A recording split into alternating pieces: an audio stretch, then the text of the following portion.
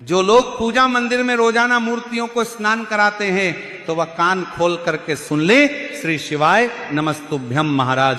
कई लोगों का सवाल रहता है कि गुरुजी आखिर प्रतिदिन का पूजन कैसे करना चाहिए, अगर समय कम हो तो पूजा कैसे करनी चाहिए, क्या दीपक और घंटी को रोज धोना चाहिए या नहीं। इसी के साथ महाराज कई लोग पूछते हैं कि गुरुजी क्या अगरबत्ती से दीपक जला सकते हैं या नहीं, यदि घर छोटा हो तो एक ही कमरे में मंदिर कैसे रखें, शंख कब खरीदना चाहिए, उसकी पूजा कैसे करनी चाहिए। तो महाराज रोज की पूजा से जुड़े इन सभी सवालों के जवाब आपको आज की इस वीडियो में मिलने वाले हैं, इसीलिए वीडियो में अंत तक बने रहे। और यदि आपको यह जानकारी उचित लगे तो वीडियो को लाइक करें, चैनल को सब्सक्राइब करें और कमेंट बॉक्स में ओम नमः शिवाय या हर हर महादेव जरूर लिखें। तो महाराज सबसे पहले तो हम आप सभी से यही कहेंगे कि घर छोटा हो या बड़ा, एक कमरा हो या 10 कमरे, घर में छोटा सा मंदिर जरूर होना चाहिए, क्योंकि जिस घर में भगवान का स्थान होता है वहां हमेशा सकारात्मक ऊर्जा बनी रहती है। बहुत से लोग कहते हैं कि गुरुजी हमारे पास केवल एक ही रूम है, उसी में किचन भी है, उसी में सोना भी होता है, तो क्या मंदिर रख सकते हैं? तो बिल्कुल रख सकते हैं। मंदिर कभी भी घर की जगह देखकर नहीं रखा जाता, श्रद्धा देखकर रखा जाता है। अगर एक ही कमरा है तो आप दीवार पर ऊंचाई में छोटा सा मंदिर बना लीजिए या लकड़ी का छोटा मंदिर रख लीजिए, लेकिन एक बात का ध्यान रखिएगा कि मंदिर के सामने साफ सफाई जरूर होनी चाहिए। और अगर एक ही कमरे में मंदिर है तो रात के समय मंदिर में पर्दा जरूर कर दीजिए, क्योंकि भगवान का स्थान हमेशा मर्यादा वाला होना चाहिए। रात में जब आप सोने जाएं तो मंदिर का पर्दा लगा दीजिए, सुबह उठकर स्नान करने के बाद उसे हटा दीजिए। अब महाराज कई लोग ये भी पूछते हैं कि गुरुजी मंदिर किस दिशा में होना चाहिए। तो देखिए, अगर सही दिशा मिल जाए तो बहुत अच्छी बात है, लेकिन अगर घर छोटा है और जगह की कमी है तो जहाँ साफ और शांत स्थान मिले वहीं मंदिर बना लीजिए।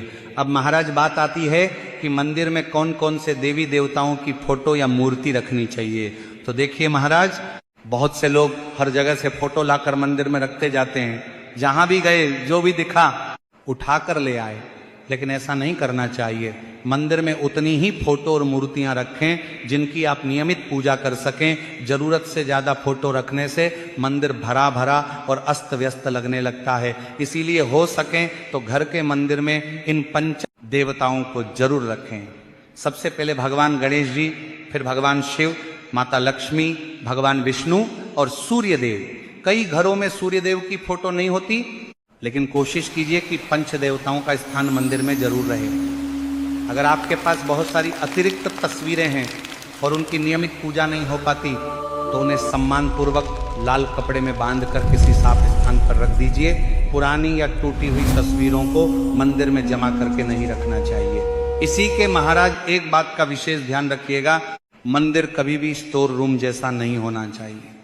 कई लोग मंदिर में हर तरह की चीजें भर देते हैं, पुरानी माला, टूटे हुए दीपक, खराब फोटो, खाली डिब्बे, ये सब नहीं रखना चाहिए। मंदिर जितना साफ और व्यवस्थित रहेगा मन भी उतना शांत रहेगा। अब महाराज बात करते हैं रोज की पूजा कैसे करनी चाहिए। तो देखिए, पूजा के लिए सबसे जरूरी चीज है श्रद्धा। अगर आपके पास बहुत समय है तो आप विस्तार से पूजा कीजिए, लेकिन अगर समय कम है तो भी चिंता करने की जरूरत नहीं है। भगवान आपके मन का भाव देखते हैं। तो सुबह उठने के बाद सबसे पहले स्नान करके साफ कपड़े पहन लीजिए, उसके बाद मंदिर की साफ सफाई कर लीजिए। अगर रोज पूरी सफाई नहीं कर पाते हैं तो कम से कम कपड़े से मंदिर को हल्का सा पोंछ जरूर दीजिए। फिर भगवान के सामने दीपक प्रज्वलित कीजिए। बिना दीपक के पूजा अधूरी मानी जाती है, इसलिए कोशिश कीजिए कि सुबह शाम कम से कम एक दीपक जरूर जलाएं। अब महाराज कई लोगों का प्रश्न रहता है कि क्या गुरुजी अगरबत्ती या धूप बत्ती दीपक से जला सकते हैं या नहीं। तो देखिए, बिल्कुल जला सकते हैं, इसमें कोई दोष नहीं लगता है। कई बार माचिस गीली हो जाती है, कई बार पास में नहीं होती हैं, तो ऐसे में दीपक से अगरबत्ती जला लेना बिल्कुल सामान्य बात है। लेकिन महाराज एक बात का ध्यान रखिएगा, दीपक को कभी भी फूंक मारकर नहीं बुझाना चाहिए। अगर दीपक बुझाना जरूरी हो तो हाथ से धीरे से ढककर बुझाइए, क्योंकि दीपक को बहुत पवित्र माना जाता है। अब महाराज बात करते हैं दीपक को कितनी बार धोना चाहिए। देखिए, अगर आपके पास समय है तो सुबह और शाम दोनों समय दीपक धो सकते हैं, लेकिन अगर समय नहीं है तो सुबह वाला दीपक शाम को भी इस्तेमाल कर सकते हैं, इसमें कोई दोष नहीं लगता। जैसे सुबह का बना भोजन शाम तक बासी नहीं कहलाता, वैसे ही उसी दिन का दीपक भी बासी नहीं माना जाता। लेकिन महाराज अगले दिन उस दीपक को धो लेना चाहिए। कई माताएं छोटी छोटी बातों को लेकर बहुत ज्यादा डर जाती हैं कि ऐसा हो गया तो दोष लग जाएगा, वैसा हो गया तो अशुभ हो जाएगा। तो हम आप सबसे यही कहना चाहेंगे कि भगवान डराने के लिए नहीं है, भगवान तो हमारे माता पिता जैसे हैं। अगर सच्चे मन से पूजा करेंगे तो भगवान जरूर प्रसन्न होंगे। और महाराज एक बात का हमेशा ध्यान रखिएगा कि मंदिर को कभी खाली मत रखिए। मंदिर में एक लोटा जल हमेशा भरा होना चाहिए, क्योंकि जहां जल होता है वहां सकारात्मक ऊर्जा बनी रहती है। उस जल में आप एक फूल भी डाल सकते हैं। अगले दिन उस जल को आप तुलसी माता को छोड़कर और अन्य किसी भी पौधे में डाल सकते हैं। अगर आपने जल को ढककर रखा है तो उसे प्रसाद की तरह ग्रहण भी कर सकते हैं और उसी जल से आप चाय भी बना सकते हैं। अब महाराज भोग की बात कर लेते हैं। देखिए, भगवान को रोज कुछ ना कुछ भोग जरूर लगाइए। जरूरी नहीं कि बहुत बड़ी मिठाई ही हो, आपके पास जो भी हो, मिश्री, बताशा, फल, गुड़, चीनी, दूध, कुछ भी श्रद्धा से भगवान को अर्पित कर सकते हैं। बाहर से कोई भी खाने की चीज लाएं तो पहले भगवान को जरूर चढ़ाइए, उसके बाद ही स्वयं ग्रहण कीजिए। और जिन बर्तनों में भगवान का भोग लगाते हैं उन्हें साफ रखना बहुत जरूरी है। कोशिश कीजिए कि भोग के लिए अलग छोटे बर्तन रखें, शाम को उन्हें धोकर रख दीजिए ताकि अगले दिन फिर साफ तरीके से भगवान को भोग लगाया जा सके। अब महाराज बहुत सारी माताएं यह भी पूछती हैं कि अगर रोज फूल ना मिले तो क्या करें। तो देखिए, फूल मिल जाएं तो बहुत अच्छी बात है, लेकिन अगर नहीं मिलते तो चिंता करने की जरूरत नहीं है। भगवान केवल फूलों से प्रसन्न नहीं होते, सच्चे मन से प्रसन्न होते हैं। बिना फूल के भी आप पूजा कर सकते हैं, भगवान का नाम ले सकते हैं, दीपक जला सकते हैं। और महाराज फूलों को कभी धोकर नहीं चढ़ाना चाहिए। बेलपत्र और तुलसी पत्र को धो सकते हैं, लेकिन फूलों को धोना सही नहीं माना जाता है। कई लोग पूछते हैं कि बिना नहाए फूल तोड़ सकते हैं या नहीं। तो हाँ, जरूरत पड़े तो तोड़ सकते हैं, लेकिन कोशिश यही करनी चाहिए कि साफ सफाई का ध्यान रखा जाए। अब महाराज माताओं का एक बहुत ही सुंदर प्रश्न कि कई बार छोटा बच्चा होने की वजह से समय नहीं मिल पाता है। सुबह बच्चे को संभालना, घर का काम करना, खाना बनाना, ये सब इतना आसान नहीं होता। ऐसी स्थिति में अगर पूजा समय पर ना हो पाए तो क्या करें? तो महाराज खुद को दोष मत दीजिए। बच्चा संभालना भी बहुत बड़ी जिम्मेदारी और बहुत बड़ी पूजा है। इसीलिए महाराज जब भी समय मिले 2 मिनट भगवान के सामने जाकर प्रणाम कर लीजिए, क्षमा मांग लीजिए और भगवान का नाम ले लीजिए। भगवान आपके मन की स्थिति समझते हैं, उन्हें केवल आपका प्रेम चाहिए। अगर वीडियो अच्छा लग रहा है तो वीडियो को लाइक जरूर कर दीजिएगा, चैनल को सब्सक्राइब कर लीजिएगा और कमेंट बॉक्स में ओम नमः शिवाय या हर हर महादेव जरूर लिखिएगा। तो चलिए महाराज अब बात करते हैं शंख की, क्योंकि बहुत से भक्तों का यही सवाल रहता है कि गुरुजी शंख घर में रखना चाहिए या नहीं, कौन सा शंख रखना चाहिए, कब खरीदना चाहिए और उसकी पूजा कैसे करनी चाहिए। तो देखिए महाराज, शंख को बहुत ही शुभ माना जाता है। शंख को भगवान विष्णु का स्वरूप माना गया है और जहां शंख होता है वहां सकारात्मक ऊर्जा बनी रहती है। लेकिन शंख रखने के भी कुछ साधारण नियम होते हैं जिनका ध्यान रखना जरूरी है। सबसे पहले तो कोशिश कीजिए कि चिकना वाला शंख घर में रखें। बहुत से लोग 2 शंख रखते हैं, एक बजाने के लिए और एक पूजा के लिए। लेकिन अगर आपके पास एक ही शंख है तो आप उसी की पूजा भी कर सकते हैं और जरूरत पड़ने पर बजा भी सकते हैं। अब महाराज कई लोग पूछते हैं कि गुरुजी शंख को कहाँ रखना चाहिए। तो देखिए, शंख को कभी भी सीधे जमीन पर नहीं रखना चाहिए, उसे हमेशा किसी आसन, छोटी थाली या कपड़े के ऊपर ही रखें। मंदिर में उसका भी सम्मान होना चाहिए, क्योंकि उसे भगवान का स्वरूप माना गया है। और महाराज एक बहुत जरूरी बात, शंख के ऊपर तुलसी पत्र जरूर चढ़ाना चाहिए, क्योंकि तुलसी माता और भगवान विष्णु का संबंध बहुत विशेष माना जाता है। अगर आपके घर में तुलसी पत्र उपलब्ध हो तो शंख पर चढ़ाइए, चंदन लगाइए, फूल चढ़ाइए और सामान्य तरीके से उसकी पूजा कीजिए। अब महाराज प्रश्न आता है कि शंख कब खरीदना चाहिए।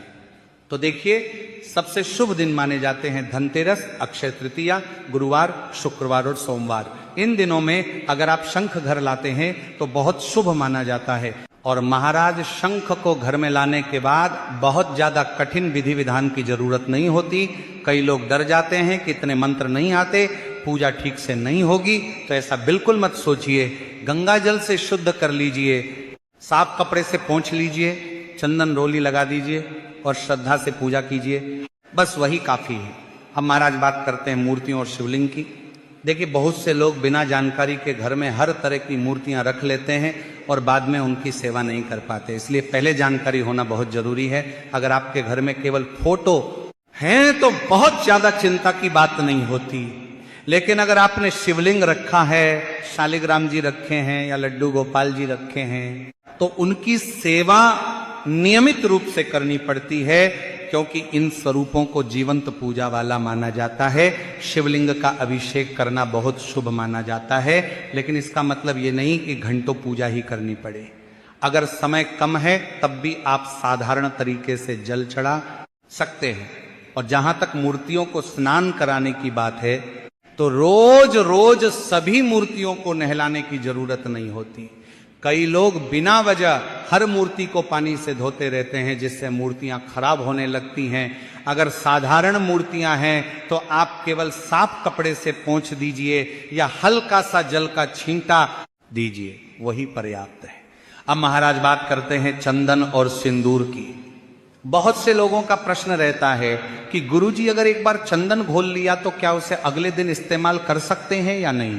तो देखिए, अगर साफ तरीके से रखा गया है तो आप उसे दोबारा भी इस्तेमाल कर सकते हैं। हर चीज को लेकर डरने की जरूरत नहीं है। कई लोग चंदन लकड़ी वाला इस्तेमाल करते हैं जिसे पत्थर पर घिसा जाता है, और कई लोग पाउडर वाला चंदन इस्तेमाल करते हैं। दोनों सही हैं, आप अपनी सुविधा के अनुसार भगवान को चंदन लगा सकते हैं। और जहां तक सिंदूर की बात है, तो भगवान को जो सिंदूर लगाया जाता है उसे इधर उधर नहीं फेंकना चाहिए, या तो मांग में लगाइए या किसी साफ कपड़े में पोंछ दीजिए। अब महाराज एक बहुत जरूरी बात जो हर घर की महिलाओं को जाननी चाहिए। कई बार ऐसा होता है कि पूजा के दौरान कुछ सामग्री बच जाती है, जैसे धूप बत्ती की राख, पुराने फूल, माला या बची हुई बाती, तो बहुत से लोग उन्हें सीधे डस्टबिन में फेंक देते हैं। लेकिन ऐसा नहीं करना चाहिए। जो भी भगवान को चढ़ा हुआ हो उसे सम्मान के साथ अलग रखना चाहिए। आप एक अलग थैली या डिब्बा रख लीजिए और उसमें ये सारी चीजें इकट्ठा करते जाइए। बाद में किसी पेड़ के पास, किसी पौधे के नीचे या किसी साफ स्थान पर सम्मान पूर्वक रख दीजिए। ध्यान रखिए, नाली या गंदगी वाली जगह पर भगवान से जुड़ी चीजें नहीं डालनी चाहिए। ये श्रद्धा और सम्मान की बात होती है। अब महाराज बात करते हैं बची हुई बाती की।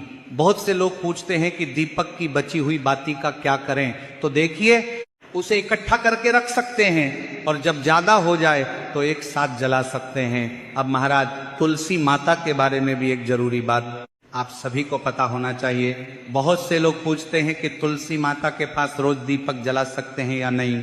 तो बिल्कुल जला सकते हैं, बल्कि तुलसी माता के पास दीपक जलाना बहुत शुभ माना जाता है। लेकिन कोशिश कीजिए कि तुलसी जी के लिए अलग दीपक रखें। अगर मिट्टी का दीपक है तो उसे बार बार इस्तेमाल करने की बजाय बदलते रहिए, क्योंकि मिट्टी का दीपक धीरे धीरे अशुद्ध माना जाने लगता है। अगर संभव हो तो पीतल का छोटा दीपक रख लीजिए जिसे रोज साफ किया जा सके। और महाराज तुलसी माता के पास शाम के समय दीपक जरूर जलाइए। माना जाता है कि इससे घर में सुख, शांति और सकारात्मक ऊर्जा बनी रहती है। अब महाराज कई लोग कहते हैं कि गुरुजी कभी कभी हम सुबह कुछ खा लेते हैं और उसके बाद पूजा होती है तो क्या दोष लगता है? तो देखिए महाराज, नियम तो यही है कि पहले भगवान को भोग लगाना चाहिए और उसके बाद हमें भोजन ग्रहण करना चाहिए। लेकिन अगर मजबूरी है, बच्चा संभालना है, दवाई खानी है या कोई और परिस्थिति है, तो खुद को दोष मत दीजिए। भगवान आपकी परिस्थिति समझते हैं, इसलिए अपने मन में डर मत रखिए। बस भगवान को भूलिए मत, चाहे 2 मिनट ही सही, लेकिन रोज भगवान को प्रणाम जरूर कीजिए। इसी के साथ महाराज जब भी आप कोई पाठ करें, जैसे सुंदरकांड, रामायण, दुर्गा सप्तशती या कोई भी बड़ा पाठ, तो कोशिश कीजिए कि नीचे आसन लगाकर बैठकर ही पाठ करें, क्योंकि बैठकर पाठ करने से मन अधिक शांत रहता है और ध्यान भी अच्छी तरह लगता है। अब महाराज बात करते हैं आरती की। बहुत से लोग पूछते हैं कि अगर समय नहीं है तो क्या आरती जरूरी है? तो देखिए, अगर समय है तो आरती जरूर कीजिए। भगवान का नाम जितना लिया जाए उतना ही अच्छा है, लेकिन अगर बहुत जल्दी है तो केवल छोटे मंत्र बोलकर भी पूजा पूर्ण की जा सकती हैं। जैसे आप कर्पूर गौरम करुणावतारम जैसे मंत्र बोल सकते हैं। और जरूरी बात जो अक्सर लोग पूछते हैं कि मंदिर में कितने दीपक जलाने चाहिए, तो देखिए ये आपकी श्रद्धा और सुविधा पर निर्भर करता है। कोई एक दीपक जलाता है, कोई 2 जलाता है, लेकिन कम से कम एक दीपक सुबह और एक शाम को जरूर प्रज्वलित करना चाहिए। और दीपक जलाते समय एक बात का ध्यान रखिए कि दीपक स्थिर जगह पर होना चाहिए। कई बार लोग ऐसे स्थान पर दीपक रख देते हैं जहां हवा ज्यादा आती है या बच्चों का हाथ पहुंच सकता है, इसलिए हमेशा सुरक्षित और साफ स्थान पर दीपक रखें। अब महाराज बात करते हैं पूजा के समय साफ सफाई की। तो देखिए, मंदिर की सफाई बहुत जरूरी होती है, लेकिन इसका मतलब ये नहीं कि रोज घंटों मंदिर ही धोते रहें। आप साधारण तरीके से भी मंदिर साफ रख सकते हैं। रोज हल्के कपड़े से पोंछ दीजिए, पूजा के बर्तन साफ रखिए, और जहां भगवान का स्थान है वहां गंदगी ना होने दीजिए। अब महाराज, कई लोग पूछते हैं कि पूजा के बर्तन अलग होने चाहिए या नहीं, तो देखिए, अगर संभव हो तो भगवान के लिए अलग छोटे बर्तन रखिए, जैसे भोग की कटोरी, जल का लोटा, चम्मच आदि। इससे मन में भी श्रद्धा बनी रहती है। अब महाराज, कई लोग पूछते हैं कि गुरुजी क्या रोज फूल जरूरी हैं? तो देखिए, भगवान को फूल बहुत प्रिय होते हैं, लेकिन अगर रोज फूल ना मिलें तो चिंता करने की जरूरत नहीं है। कई लोग गांव में रहते हैं तो आसानी से फूल मिल जाते हैं, लेकिन शहरों में हमेशा संभव नहीं होता है। तो अगर फूल नहीं है तो केवल श्रद्धा से भगवान का नाम लीजिए। तुलसी पत्र हो तो चढ़ा दीजिए, नहीं है तो भी कोई परेशानी नहीं है। अब महाराज, माताओं बहनों के लिए एक जरूरी बात। कई माताएं पूछती हैं कि गुरुजी अगर मासिक धर्म हो तो क्या करें? देखिए, हर घर के नियम अलग होते हैं। जहां जो परंपरा चलती आ रही है उसका सम्मान कीजिए, लेकिन भगवान को मन से याद करने पर कोई रोक नहीं होती है। आप दूर से भी भगवान को प्रणाम कर सकती हैं और मन